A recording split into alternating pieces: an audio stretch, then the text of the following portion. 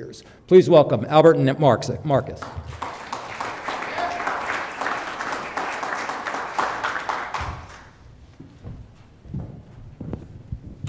Good morning, everybody.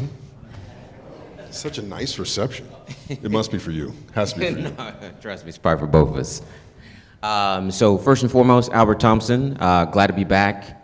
Happy to continue this conversation of digital out of home from, I think, when I did a presentation for the Programmatic Summit.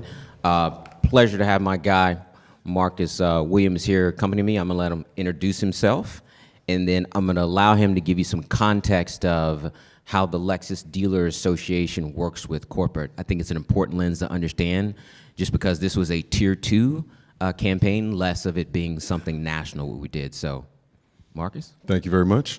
Once again, Marcus Williams. I've been with the company for 26 years, actually. Started in 1997. That career path has taken me over 5 different regional offices, both with Toyota and Lexus. And I'm one of the unicorns that honestly started, born and raised in Los Angeles, and after 26 years was able to find my way back and get my dream job and being the general manager for the Lexus Western Area. Lexus Western Area, just so you all know, we break the country up into area office. There's 10 with Toyota and 4 with Lexus. So the Lexus Western Area represents 12 states, 65 dealers, everywhere from Colorado down to New Mexico and west. So we represent also 28% of all the Lexuses that are sold in America. So I get the great job of doing it from the beautiful state of Southern California. So I'm extremely happy to be here. I was not lying when I said I'm a fish out of water. All of you all that I'm speaking with right now are a bunch of marketing digital experts, and usually I'm speaking in terms of crowds of a bunch of dealers and our other future OEM partners. But so this is a little bit different for me, but it's been great to be able to be here on stage and for me to add a little bit more context to what we do and working with Albert and WI for us to kind of bring to life. Our goal is to obviously to do everything we can to drive customers into our dealerships and then allow for that magic to take place. We can only do so much with a great product. We can only do so much with a tier 1 ad, but at that point, then it becomes a tier 2 play in which we need to add certain conceptual things such as the digital out-of-home experience, engagement experience that takes place, and that's where we lean on experts such as Albert to be able to drive the specific customers that we have. In this case, we're going to be talking about specifically Hispanic customers into our stores to give them a great taste of how we can kind of mesh those two desires, needs with what the product offerings that we have in store. Yeah, absolutely, and it's an important thread. Our agency focuses multicultural, so Black, Latino, LGBTQ specifically. So this was about looking at how digital out of home can speak to a particular segment. We actually we call it beta tested this particular effort in 3 markets, Miami, New York, and Los Angeles. So obviously Marcus is here from the Western area to talk about what we saw from a Los Angeles perspective. So without further ado, let's get it moving. I think when we start to look at the signature sales moment and event, it's December to Remember. We call it DSE. I'm going to allow Marcus to give you a little bit of context because it's history of the brand of what December to Remember, or as we call it, DSE, is the signature sales event, means for the brand, because this was the campaign for which we mapped our digital out-of-home effort around in Q4 of last year. Thanks, Albert. We have 3 big sales events, March, August, and December, with December being our biggest. You know the big red bow, right? It's always the staple of how you see a lot of ads around that time frame, something that obviously has a lot of history that we do cherish, but at the same time, we also understand the relevance of how we need to continue to evolve it. The same methods that you all are talking about here in terms of how you engage with your customers, same things that we always need to take a look at. One of our mantras with Toyota and part of our DNA is that Kaizen. It's just a Japanese word that just plainly means continuously improving. So whether it's from our products offerings, our technology, and certainly our marketing efforts, that's what we had to do, is continue to evolve that, which has led us to honestly us looking to evolve the DSE as we've had for so long. It's been a traditional staple of our brand. Yeah, and I think when we look at it, it's like your typical holiday sales curve where retail makes most of its money in the back half of the year, and that's where you see the biggest sort of hockey stick growth.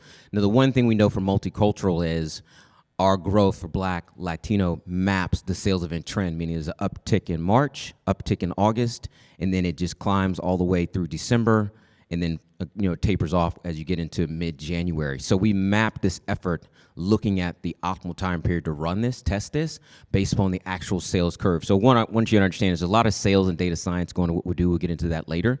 but that's part of the pull in terms of how we did this particular test. When you think about DSE and the challenge is it's during the holiday where most people are out and about, in particular when you get in that December window. So as I always say this, there's lost consumer view. And I think the way that I pitched it to Lexus was that it's unacceptable to lose the consumer for 4 to 5 hours because they're out shopping. And when you start to think about it, the one thing they have is their cell phone, the street view, and the in-store view. That's about it. Meaning they're disconnected from CTV. So all the other things that we do, targeting, digital audio, CTV, some level of paid search, influencer marketing, they've disconnected from those activities. And the way we also talked about it was attention is still the real estate, and it's the only one that matters. You don't get attention for the brand, then they don't consume the brand. We didn't do this for reach, and I want to be very clear. Anybody can spend money and buy reach all day. But when you talk about multicultural and culture, we're trying to garner attention. People mistake that today's reach will be tomorrow's attention and the next day's conversion. That's just not the way it happens. So this was very much in the conversations that we had was very much related to how do we recapture the attention lost because they've now gone mobile and left their particular household. And I'm sure for the dealers in the conversation with Marcus in the Western Area is, well, why would we do this? We sell them on the idea of recapturing their attention now that they've gone mobile. Then they understand, oh, well, we want that. Like we're I don't want to say attention whores, but let's just be clear. There are certain categories that always want to have it at any moment. And that's what this particular play was very much centered around, the idea of how do we recapture them. Okay, so you've been around for quite some time. If we were to have this conversation when you started, this is what it looks like. Very cluttered. Yeah, and then you can probably imagine you had dealers who loved out of home because they just loved to see their signage going down the road because it was a sense of pride. Yeah, and it's interesting when you talk about this because, again, as you all can just see from this image, it's extremely cluttered. You had also a lot of dealers that, let's just say our dealers are of an older generation, so being involved in having to have your ad in the newspaper was just a staple. How could I survive without having that ad in the newspaper? But again, in the spirit of Kaizen, we have to evolve, and sometimes it takes a little bit longer than other. We had stores that, quite frankly, I still remember some names who I'm not going to mention, but was saying that the internet is a fad. That thing's going to go away. Don't worry about investing too much in that. But as you see, we have to continue to evolve, and that's what we're continuing to do. And quite frankly, from a Toyota and Lexus standpoint, we build cars well. We service cars well. We build parts. When it comes to necessarily the marketing efforts and the new technology and digital efforts that need to have our dealers get led, we have to rely on agencies such as Albert and WI. It's because we honestly don't have all the answers, but obviously through a lot of the specifics and targeted messages that we can provide our stores and show and prove what ROI does look like, what reach does look like, and what that impact of long-term reach can have on their business. Because one thing that we're all very sure of is certainly once we get them in our family, then it's our job through our service efforts and through our continual communication with them to keep them and be customers for life from every sense of mobility efforts. Absolutely. And I think the one point he brought out in the underlying thread is there a difference between sales organizations and marketing organizations. Corporate is a marketing organization for Lexus. The dealers are a sales organization. The sales organization just want to be able to balk and sell. And what we had to do is help them understand marketing context of chasing the consumer, whereas from a selling perspective, they just wanted to be seen on a billboard, or as he said, in a newspaper. So I give there's a total different strategy and approach for which we had to sell it in because the mindset is very much different. Okay, so we're going to show the DSC spot. This is the Hispanic message. I think one of the things I'd like you to do is give them context to how we approach DSC across all the messaging and probably some of the dealers' expectations with related to the spots. Mm-hmm. And I'll let you kind of give some context before I let it play. Well, it's pretty simple, and I'll keep it simple for you all. Is honestly, we want to evoke an emotion, evoke a feeling of a connection, while then invoking a feeling of interest. And hi, hi Siri. And I think, and from a DSC standpoint, it happens in general market, but what we've seen is more success than sometimes what we can have in multicultural advertising as well. And obviously, you know, a lot of times whether it's a Toyota ad or a Lexus ad, when we can play to those emotions and you have images on the screen that certainly reflect and look like what our consumer base does, it kind of draws people in even more so. And that's something that we've had to evolve into from both the Total Lexus Sense standpoint, and there's no better opportunity than from a DSE, Christmas, holiday time, everyone's love, rainbows and unicorns, in which we can kind of also share in that message. So playing the ad, and this is where honestly we lean on partners like this to be able to create an individualized message to touch on the hearts, show the passion of our cars and what our features have to offer, and invoke hopefully the opportunity for that guest to come visit us. And just to put an end cap on it, we didn't create a specific execution for digital out of home. We ran the spot because this was sort of ground zero. So the possibility of just finding inventory that suits assets you already have, that's a good starting point. So I don't want people to feel like we had to reconfigure this just for this particular pipe.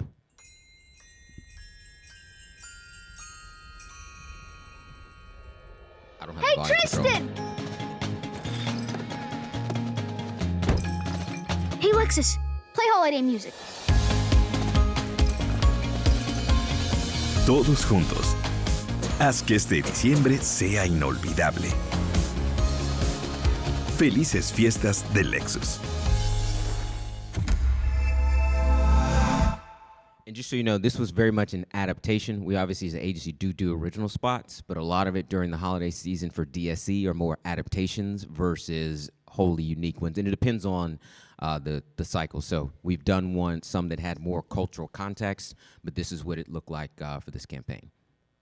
All right, so in real life as a proxy, because bottom line is what we start to look at is what happens in person, what the brand has done historically in out-of-home, but how people behave. So we didn't use digital as the proxy. We use in real life as a proxy to sort of back into what our approach is going to be. So the first one is, this is a bit of the history. Some of these may look familiar to you because we got Lexus of Las Vegas in the top right. But obviously, Lexus has been buying digital at home for quite some time. If you look at the model variants, I mean, this probably goes back relatively, I'd say a decade based upon the model generation of these RXs in the top right. And we've done it for a series of models. You see GX, you see RC, you see the IS. So Lexus was no stranger to it, in particular from a general market perspective. I think what we looked at was, with digital out of home going programmatic, is physical intimacy and proximity being now the new normal, and really mapping that against the cultures that we are speaking to. So I think someone said, you know, how to use digital out of home and turn off audiences, as well as the idea of turning on specific audiences. That was really what we looked at in terms of exercise, and I'll get into some of the audience science that led us to that, to our particular campaign. All right, so why for multicultural? If you look at from an experiential standpoint, and just look at experiences, I don't care if it's going to a shopping mall, concerts, venues, etc.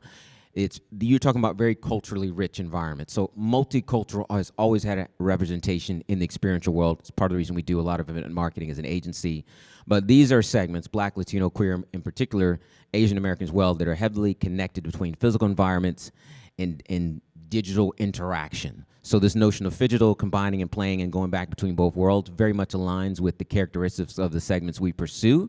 So we knew that this would inherently work and be viable. So again, very important when we looked at it, that it mapped to the consumer profile that we speak to based on known behaviors we already know, because when you do events for each of those three segments, you already know how your audience participates in a physical world, and mapping it back to digital.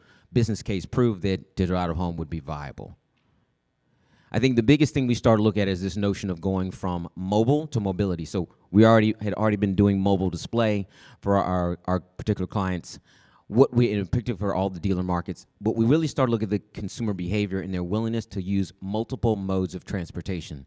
The idea you drive into a city that you could essentially get on, do rideshare, get in a cab, get on a scooter if you have that kind of fear factor, get on a bicycle, what have you. So that notion of mobility really started to transform.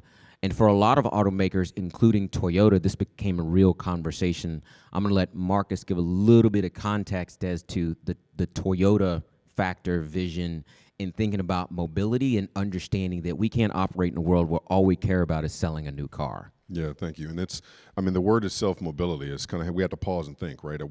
We don't want to be known as just a car company, right? It's a mobility company. And when we think about mobility, we think about every needs, whether, as Albert said, from a car sharing perspective, a type of car on demand type perspective, whether it's obviously you all see our involvement in our technology that we're having in terms of from a physical disability perspective as well. We want to allow every guest and every consumer that we touch to have some sense of a mobility option in what we do. And that mobility option then transcends and extends into, honestly, the world in which we're all in right now, which is this kind of electrification world, right? So for us, as I mentioned, I think to one of the other folks I was speaking with earlier, our goal as a company is to have, for us, our dealerships be the center and hub for everything that you need from a mobility perspective, as well as an electrification perspective. So whether you can go into our store and borrow a car for a day, exchange your EV because now you're going on a long trip with a hybrid vehicle. If you also now want to buy an EV and also have solar installed at your house as well, that could be done there. Since you were already doing some of your vehicle purchasing and finance regarding the vehicle insurance, we can also do your home, your life insurance, and other things as well. So I think for us, we're trying to look at it as a holistic in terms of from a customer. You're not just our customer, you're our guest. And for us to make you our guest, it now is making you family to some degree. So we want to be able to make sure that we're a company that's able to take care of not just your individual needs from getting in a car, but any other future needs that you have. And that's some of the extension of how we take in and look at certain technologies. We're even building a city in Japan called the Woven City. It's what the whole city is just going to be complete kind of driverless type existence in a city using AI technology. I guess the easiest way for I can think about it is the Jetsons. It's a city built in that Jetsons type of mentality, minus that you just taking one pill and that's your breakfast for the day probably. People still like their Starbucks. I don't care how you get out, can't get around that. But at the same time, I think that mentality of how we're thinking, and that's part of that Kaizen mindset that I said. How can we continue to evolve ourselves and not take the same approach in terms of how we look at it? And one thing I will say in front of you all, quite frankly and honestly, is for our company, we don't just go all in one thing. Obviously, we know this industry is kind of going all in on just EV. Well, obviously, we want a holistic approach. If the goal is to reduce carbon emissions, then truly let's look at what we're doing from a hybrid standpoint, a plug-in standpoint, a BEV standpoint, as well as a hydrogen standpoint.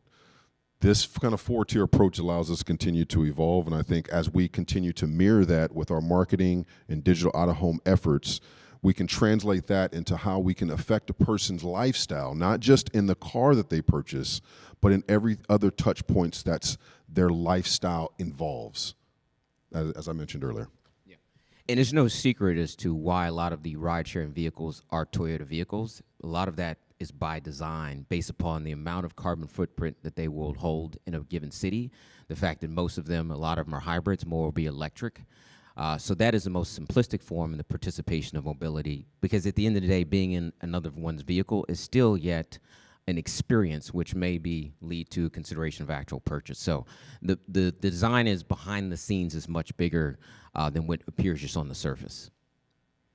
Okay, so let's kind of get into the case study from mobile to mobility. So we work with our partner, Demand Local. You see their icon on the left, DSP, built basically for automotive and long and short. And again, the idea was to move them as a business focus for us to a mobile display to the mobility of the consumer beyond home and office. So what we looked at is they're going to be the partner, run the Hispanic spot.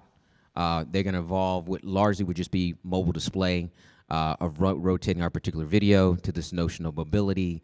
And the idea was to map the digital out-of-home footprint and connect it to the mobile targeting. So not to sell digital out-of-home in its own silo, but to basically say, hey, we're already targeting via mobile device. Let's target via digital out-of-home, for which the main connectivity from a device ID is the mobile device. So it's a closed-loop solution the way we see it. We don't see it as fragmented, where we literally just were trying to sell them on one particular pipe. It was really about the expansion of a philosophy that then connected two pipes. And I think that's very much the difference between when I'm even being sold digital out of home, I'm being sold as one channel, not as a connective tissue to another channel and a connective tissue to a lost view. To me, those are two huge premises, because when I did this during fall planning, I had to go to each of the regions and basically sell it in and then sell in the markets. And that's how the universal buy-in came into, well, how we're going to expand into this notion for the first time ever in multicultural. The other thing I would say is Demand Local had already been running store visitation data for all our dealer markets that we're in. So one advantage they have is they had the history of not only running targeting against our segments, but they had the history of the location information to map against the planning for digital out of home. So what does it look like? I'm gonna give you some quick parameters. We didn't spend a ton of money, even though we had pretty strong success. So I'll just say the budget was under $50,000, relative impressions just over 1 million. These were the KPIs, and that is effective cost per visit, not necessarily cost per view, so I want to be very clear.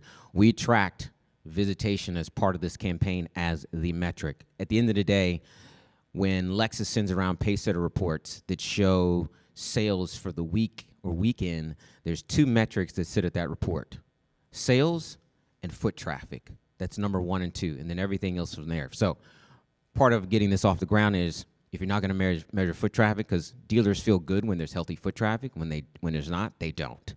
So that was our currency to really sell this in. Obviously, the DSC is the promotion, and to sell it in as an extension of mobile display, not just another channel to spend money in. So we get into distribution of creative. This is what it looks like. Again, we took existing creative. Basically, we said, look, this is what we got. Where can we plug it in? Yes, maybe in a follow-up campaign a year or 2, we're developing custom creative for specific screens because we want specific engagement, specific audience, specific inventory, but I don't want anybody to think you just can't get off the ground tomorrow with what you have based on banner and pre-roll. The reality is you can.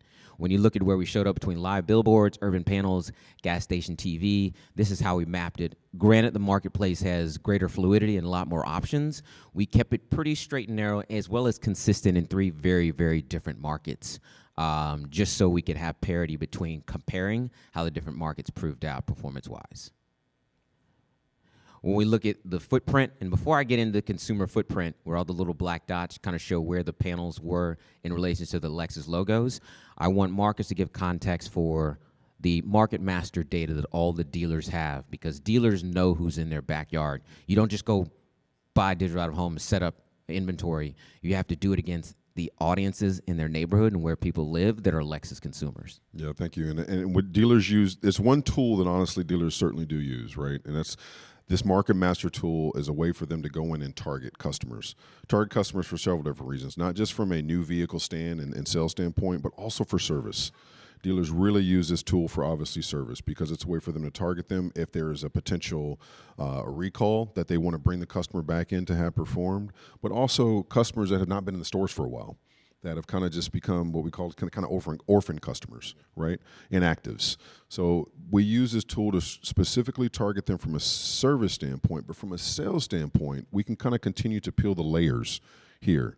And by peeling the layers, what we mean by is, okay, what age group is this person? What ethnicity are there? What's their average household income?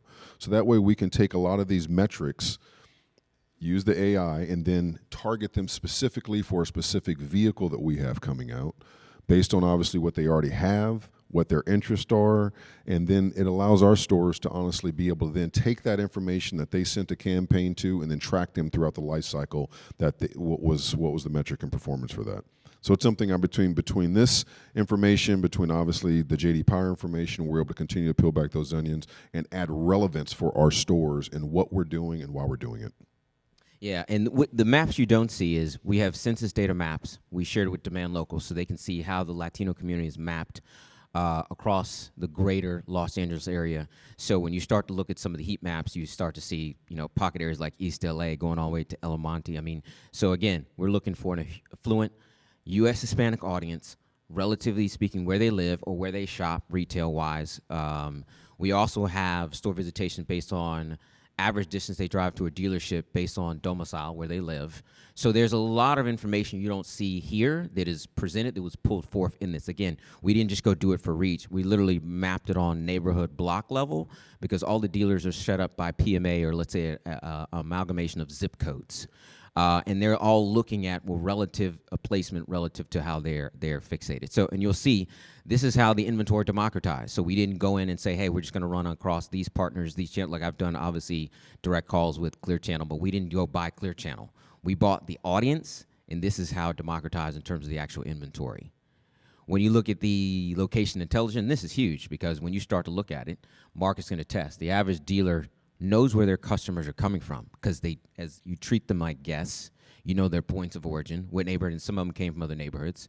We took Jim Falk, Lexus of Beverly Hills, and if you see from all the lines, this is where all the foot traffic was literally drawn from. And we can see if this is consistent where we do mobile targeting, where they live and are coming from. So this is obviously more retail oriented because that's where the signage is. But this is something that's very important. And as you can see, underlined over 300 store visits attributed to the exposure. Again, when Marcus asks, how did this do? I don't give him a reach and impression delivery. He expects that.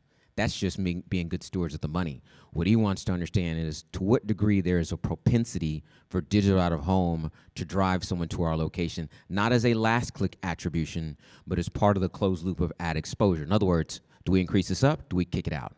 Is it part of the ad exposure? Because we know that digital, from a digital perspective, it's about 20 digital touch points to make a decision about a vehicle. So is this number 21, or are we subtracting it out?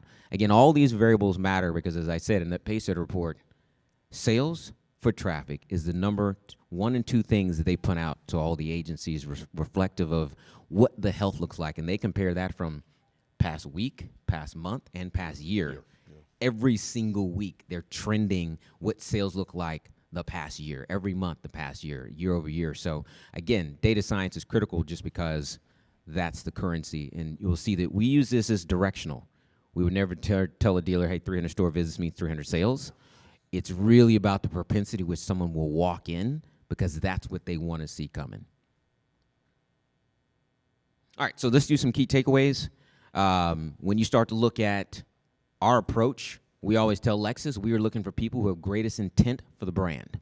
So walk-in traffic is a measure of intent of exposure because there's certain ads that people are exposed to where there is no walk-in attributed to it, so it's just good for reach. That's it. For us, the attention means that someone is willing to show up in a wit rate. Channel insights. If I had to look at it, gas station TV performed the best. There was nothing really close. When you look at that particular metric, I think the effective cost per visit was under $10. Obviously, the challenge is scale, location, proximity. So you do have to use a range, but we did look at the cost for each of the display pipes that we piped in for digital out of home. Supply insight, my thing is you got to play around with it. You got to test and learn because when we are looking at multicultural, people may think that their inventory and options are the best. And it's like, yeah, we'll look at the market masters data. We'll discern what is effectively the best. So it's going to be a mix. And when I look at New York and Miami, it was different. It wasn't even uniformly the same. So just understand that every market is different based on the consumer profile in that particular backyard, which makes it hard just to sort of cascade. But I think, ultimately what we looked at was some of the inventory supply gives us a lot of flexibility and some is a bit more fixed. And I think you should have variations and goals in the planning, not just necessarily one, because that opens up the range of consideration. So again, what we looked at is how will our strategies in digital out of home improve as it pertains to geo-behavioral learnings. We just want to learn how people move about in a city around the stores that we represent and basically double down on that behavior to make what is in that closed loop between marketing and digital out of home smarter. But we would take the same learnings and apply it back to even the audience targeting related to CTV. Anything that has location intelligence power, we will start to tether it together to tighten it all up. So we look at what is captured in digital out of home as another view around data that will shore up something else that we do from a planning perspective. All right, we just want to say thank you. That's it. Albert and Marcus, fantastic. You guys are going to take this on the road. We've got a couple of minutes for questions. I want to get you guys to roundtable, but I want to give you a chance to ask these guys some questions about how they executed. So Joel Martin, full-time I'm at SwiftMile, head of programmatic. So thank you so much for choosing our little micromobility network in Miami for your campaign. Did you notice anything different? I mean, you used gas station TV, some urban panels. I mean, you used a light electric vehicle, e-bike, and scooter charging station. I'm plugging myself here. But I mean, was there any difference in the data when you looked at who was looking at the panels? Yeah, I would say that the highest volume of foot traffic was New York City, to be expected because the level of congestion. Those are our 3 largest markets. And it's very interesting because when you look at sales as a city, it's Miami, I think has been number 1 since the beginning of time. And then you're probably looking at New York and then Los Angeles. But the level of congestion, New York is the best cityscape. So when we look at secondary cities, we will consider like a Philadelphia, a DC, a San Francisco, and Atlanta, but we know there's going to be variations in the level of maturity. What we may not drill down to is the very small ones, because that really gets you into a tier 3 conversation. So I would think the biggest thing is the anomalies, because mobile display has shown foot traffic very high for those particular cities, and it varies based on the promotion and the model we're running, based on what they sell. So the other thing you have to understand is December to Member is like a call to arms of buy a Lexus, because it's a great opportunity. We're going to do it for another sales event. It'll be very interesting once we get into model conversations, and let's say New York sells more NXs, but Los Angeles sells more ISs. And that's where we're going to get to the product view and understand the differences, and I think that may prove out the panel. But I mean, look, I wasn't very surprised that the gas station TV did very effectively, bless you, given the maturity of the footprint, low cost, and the amount of installations it could do versus some of the major size live billboards where the level of attention may be different, but ability of recall and engagement will be different. So we have a lot more to unpack. I think by the time we get to the summer, we'll have a pretty good read on how we should behave in the various markets. But I'm very clear that all of them will have very different context and texture. And that's what this is about, to really understand that we can't have New York be the barometer for LA, or LA for San Fran, or San Fran for Miami, or Miami for Atlanta. That we're going to have to do a mixed model for each city because the consumer demographic is also very different. It's a long answer, but I hope it helped. I got one right here. I'm Brian from Loop. Marcus, I got to hand it to you, man. I was standing next to Albert in the breakfast line, and I was super uncomfortable with his fit versus mine.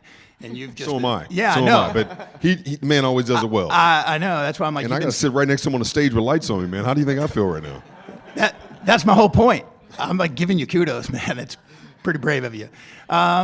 Thank you, guys. Great presentation. Quick question, though, on the multicultural, from the dealer standpoint, when you're measuring them on foot traffic, 1, how do you do that? And 2, in the end, does the dealer care, or if there are just more people coming in? I think it's difficult to measure unless a store is honestly taking proper notes within their CRMs to honestly quantify it. Right. But I think one thing that we do measure is just, are we targeting those consumers and are they coming in, right? What happens when they do get in, that's a totally different story at the retail level. Do they care? Yes, they absolutely care. Because one of the things, while we can just say it's all just about sales and totals, at the same time we want to make sure to have the propensity to make sure that we're targeting every single audience that we can. Because it's a lot of audiences that may have one impression of what our brands are. So to be able to expose them to something opens up their eyes. And it can also lead to an evolution if we get them in the family early on. Makes sense. Thanks. Yeah, there's one document, dealers look at what's called closed sales report. At the end of the month, they look at their closed sales. It's their Bible. Let me be clear. They don't look at media math reports. They don't look at agency reports like that. Let's just be clear. And that's the disconnect between agencies and a sales organization. That document, which we've looked at for several of our partner stores, details all inbound referrals, walk-in, search, social, Lexus.com, so corporate site, anything, and it's about 30 line items, cars.com, autotrader.com. We map much of our entire strategy against their closed sales reporting because that's what they look at for the health of their store. Like I said, they're not looking at clicks and impressions. Doesn't mean enough. And it's not like Lexus makes 95% of its money online. So when we measured foot traffic, one of the main things they look at, is one of the at the top of the list is walk-ins or referrals from friends. So when you see that, you're like, oh, like that's how the advertising gets measured. It's not with how agencies buy it. And that's why it's so important. And that's why the first selling proposition was, we'll at least get a read on the propensity that someone will walk in based on exposure. One last quick one. I gotta get you guys to round table. This is going to be an easy one because I think you just answered my question. My name's Kevin. I'm with Broadsign.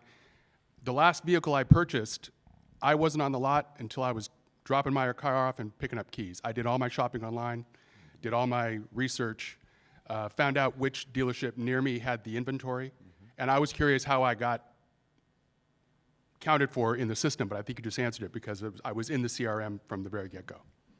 I'm assuming. Yeah, I mean, and I'll let him, yeah, Lexus has a monogram program that really pushes online fulfillment for people who don't want to spend 3 hours at a dealership, even though it's a good experience. And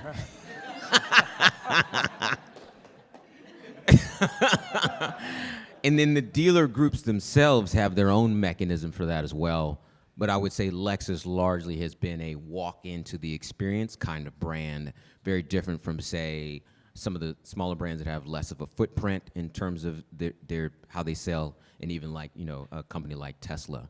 But again, when you look at the attribution, it doesn't necessarily always dedupe between a sales experience and a service experience or picking up keys.